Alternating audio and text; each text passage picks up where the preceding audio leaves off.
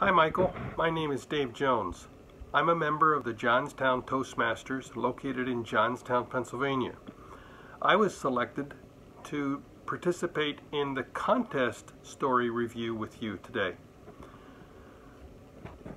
While my intended audience for a speech contest, if I'm being totally honest, is the judges, I would like this story to have a broader appeal to the audience members and help change the way they think and feel about the everyday actions they participate in and do in their lives. Here's my main speech idea. In our society, we have a problem with racism and bigotry. Sadly, this has existed for a long time. Now, if you would talk to people, they would tell you, well, it's not me. I'm not a bigot. I'm not racist. Well, if that's true, then why do we have the problem we have? My belief is that racism isn't something we're born with. It's something that's learned.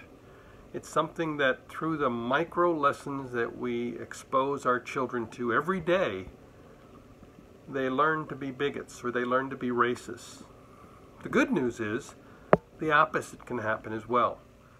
If we expose our children to positive things, if we teach them properly, they can learn not to be a racist. They can learn not to have bigotry. So here's my story.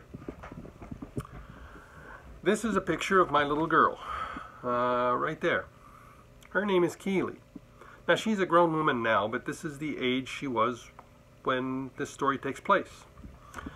When Keely was in preschool, we used to walk back and forth to preschool every day. On our way to preschool, we would walk past a number of houses. One of those houses, there was an older man who sat on the porch every day. And he hollered out to us, "Hello there!" And we would holler back, "How you doing?"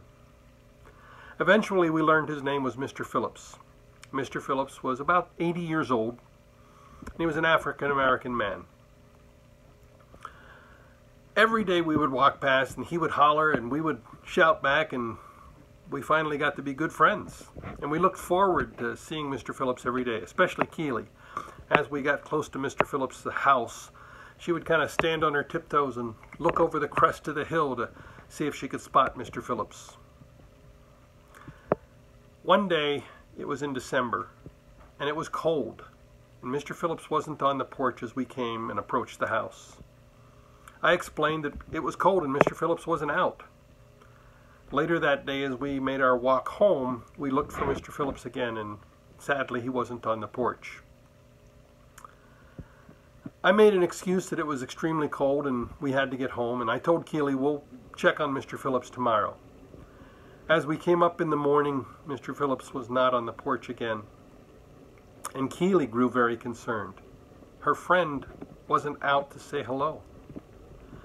Later that day, as we came home, Mr. Phillips wasn't on the porch again, so we stopped and went up to the porch and knocked on the door. I was relieved when through the window I saw Mr. Phillips get up from his chair and walk over to the door and opened it, and a big smile came on his face, and he said, "I'm so glad you're here, Miss Keely. I have a Christmas present for you."